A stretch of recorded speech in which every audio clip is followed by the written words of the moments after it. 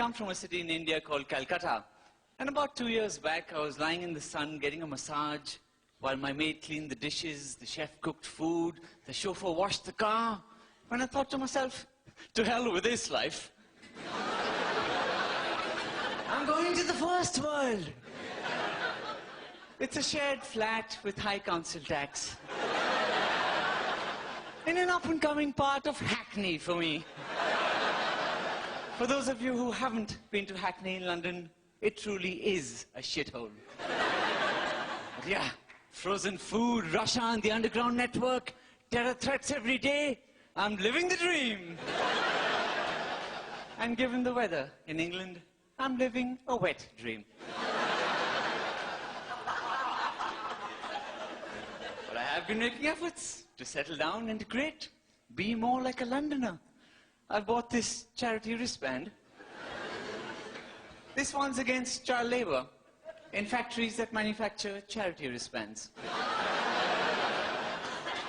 Truth is, I came to this country to find a proper job. Only I've got here and found that all the jobs are going back to India. Really, I don't understand what the fuss is all about. You don't hear me complaining about the fact that we have no doctors in India. Because they're all here. For the same reason, India is quite different to what you might imagine. No news agents or 7-Elevens. No cab drivers. No bloody chicken tikka masala. The whole country is just full of computer programmers and call centers. I mean, I was walking on the road in Delhi last month. There was this beggar sitting there. So I'm about to give this fellow some money when suddenly the mobile phone rings.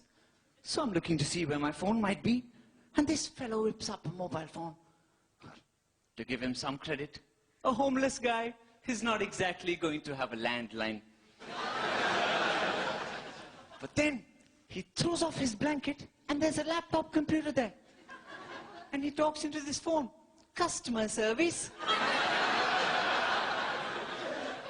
This is Christopher speaking.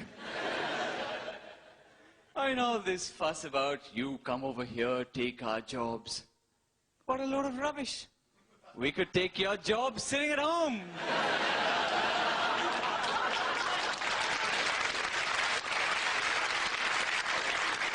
Anyway, what can I say? My grandfather was quite keen for me to come to the UK. He used to say that the sun never sets on the British Empire. Of course, I've got here and found that the sun never bloody rises in the British Empire. You know, when I got to this country at immigration, they put me through a Britishness test. And I thought to myself, are we so different from Great Britain? You're the only country I know that puts an adjective before their name. I mean, why not amazing Britain? A fucking awesome Britain!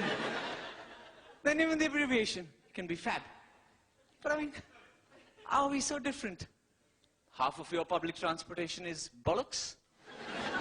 Half of our public transportation is bullocks. You waste far too much time talking to somebody who you think is an idiot at the other end of a call center telephone call.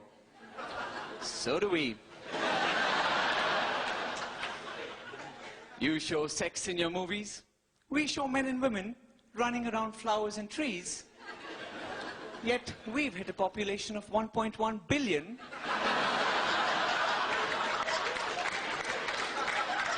Apparently through cross-pollination. So like I was saying, they put me through this Britishness test. The most confusing multiple choice questions. Complete the sentence. To be or not to A, B, B, C. I mean, of course I passed. And then this officer comes up to me and he says, your English is pretty good for an Indian, isn't it? So I said, well, you're not doing too bad yourself. For a man with no career prospects and a looming pensions crisis. By the way, it's not in it, it's isn't it, asshole. You see, You can't afford to mess with us Indians. You may have ruled us for 200 years, but you didn't expect us to follow you back, did you?